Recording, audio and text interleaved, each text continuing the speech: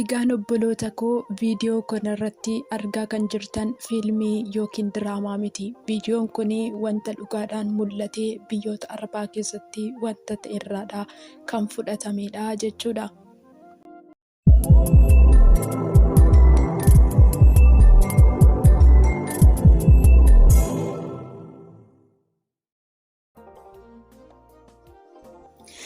Nagaa fi araarri jaalalli waaqayyoo karaaf kallattii golaa fi gulantaa mandara sibiraa jirtan hundumaatti isiniif haa baay'atu. Kabajamoodhaa fi jaallatamoo obboloota koo miidiyaa addunyaa irratti argamtan hunduma keessaniif nagaan Kiristoos Yesuus isiniif haa baay'atu. Akkam jirtu nagaa keessanii? Ani obboleettiin keessan baay'ee nagaa kooti. Galanni guddaan waaqayyoodhaaf haa ta'u. Nagaa guutuun nagaa irraa faana bira jira.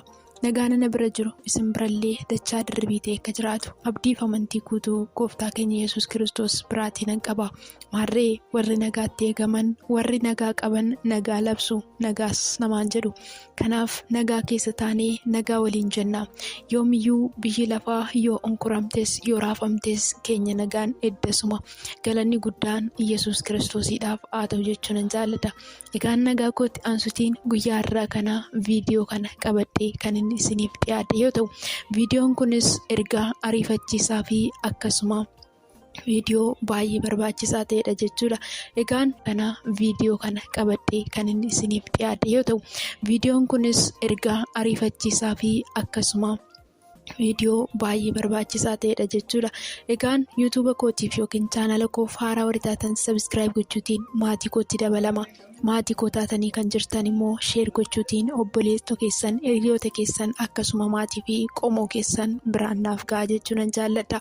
Egaan guyyaa har'aa kanatti jaalala waaqayyootiin namni kamiyyuu gara fuula waaqayyootti deebi'ee yaada garaasaa akka geeddaratuuf waamicha nan taasisaa fi namni gurra qabu haa dhaga'u akkuma jedhame wanta biyya lafaa irratti ta'aa jiru yeroo ammaa kanarratti namoonni hundumtuu argaa jirra jechuudha. Egaan kanaaf anis namoonni waaqayyootti deebi'anii yookiin yaada garaa isaanii geeddaratanii gara fuula waaqayyootti akka deebi'aniif waamicha isaaniif gochuutiin nan jaalladha. Egaan isinis obboloota koo viidiyoo kana sheer gochuudhaatiin na gargaaraa isiniin jechuutiin nan jaalladha. Egaan yeroo ammaa kanaaf keessatti wantoonni ta'aa jiran wantoota baay'ee ulfaatoo fi haala baay'ee sodaachisaa keessa jirra jechuudha. Biyyoota Itoophiyaatiin dabalatee biyyoota Arabaa garaagaraa akkasuma biyya Kanaadaa fi Ameerikaa keessatti wantoota ta'aa jiran akkuma dhagahaa argaa jirtan jechuudha. Egaan bara keenya kanatti dhaloonni waaqayyoon dhagahuu didee, dhaloonni waaqayyootti deebi'uu didee, waaqayyoo yeroo itti dallansuusaa ol fudhatu natti fakkaata. Sababbiin isaayyuu bara Nohii keessaa dhaloonni waaqayyoon dhagahuu waan dideef waaqayyo bishaan badiinsaa lafarratti fidee ture. Yeroo sanatti garuu waaqayyo Nohii maarkaba akka tolfatuu fi warreen isa akka maarkaba sanatti galaniif waaqayyo Nohitti dubbatee ture. Egaan obboloota koo eenyutu maarkabichatti galuuf jira? Eenyutu immoo maarkabichas tolfatee jira kan jedhu gaaffiin koo. Wanti yeroo ammaa ta'u kuni maaliif ta'ee jedhee namni yaade jira laata? Jirudha jechuudha. Yeroo ammaa kanatti waggaan asitti wantoonni baay'ee sukkaneessoo fi jigaasisoon biyya keenyaan dabalatee biyyoota garaagaraa keessatti yeroo itti raawwatamu arginee jirra. Haadhoon haadhotti yeroo garaa jabaattu, haati ilmoo yeroo qaltu, abbaan ilmoo irratti yeroo ka'u, akkasuma ilmoon abbaa fi haadha irratti yeroo kaatu, biyya irratti walii isaan irratti duulanii yeroo itti lubbuun irra dhaabbatee, dhiigni dhiiga irra dhaabbatee wal lalaasaa yookiin wal dhangalaasaa jiran argina. Kana qofa miti, gaa'ela saaltokkee akka Sodoomiif Gomoraa biyya Itoophiyaatiin dabalatee biyyoota garaagaraa keessatti keessumaa waldaa kiristaanaa keessatti yeroo itti gaggeeffamaa turee fi gaggeeffamaa jirus argina. Har'a garuu waldaan waaqayyoos akkamitti jirti? Sabni kan waaqayyooti jedhee ofiin maqaa waaqayyootti of waamaa tures har'a akka sagalee waaqayyootti deddeebi'aa jirti moo deddeebi'aa hin jirtu yoo jenne wantoonni baay'een lafa kanarratti mul'ataniiru. Wantoota baay'ee arginees dhageenyees jirra. Egaa yeroo ammaa kanatti wantoota dhageenye sana hundumaa yeroo itti arginedha. Kanaafis maaliif garaan waaqayyo nutti hin gaddu? Maaliif waaqayyos nutti hin dheekkamu kan jedhu gaaffii kooti. Egaa yaa obboloota koo barri nuti keessa jirru akkuma jalqaba kaasaa ture baratti dhalli namaa of dhaggeeffataa jiru, ofiin of gaggeessaa jiru, baratti dhalli namaa seexanaaf iddoo kennee waaqayyoon immoo iddoo dhorkateedha jechuudha. Yeroo ammaa kanatti warreen waaqayyoon yookiin gooftaa Yesuus Kiristoosiin hin beekneen dabalatee warri gooftaa Yesuus Kiristoos qaban waldaa keessa jirras warra jedhan yeroo itti saba waaqayyoo yookiin hoolota waaqayyoo iddootti dhiisanii akka yaadaa fi akka sammuu isaaniitti jiraachaa jiran, yeroo itti waaqayyottiin kabaja dhorkanii, yeroo itti ofii isaaniif kabaja laataa jiran, yeroo itti ejjan, yeroo itti gaa'ela irratti gaa'ela dhaabbatan, yeroo itti kallattii garaagaraatiin wantoota cigaasisoo hojjetaa jiran argaa jirra jechuudha. Kanaaf waaqayyos dhugaa qaba, nutti gadduun isaa waanuma jirudha. Egaa yaa obboloota koo, yeroo ammaa kanatti gadda waaqayyoo yookiin immoo waaqayyo nutti mufatee dallansuusaas nutti buusees kan jedhu na yaachisa. Kana malees dhufaatiin ilma waaqayyoo akka dhiyaachaa jiru natti yaadatama. Sababbiin isaayyuu wantoonni macaafa qulqulluu irratti barreeffaman hundumti isaayyuu amma ijaan nutti mul'ataa jiru waan ta'eetiif. Yaa obboloota koo, markabichatti galuudhaaf akka dhamaan waaqayyo naaf isiniitiin haa gargaaru.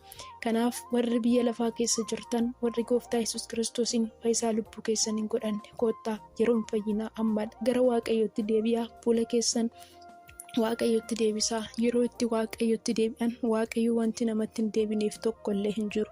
Yeroon badiinsaa dhiyaachaa jira. Yaa obboloota koo, of oolchaan isiniin jedha.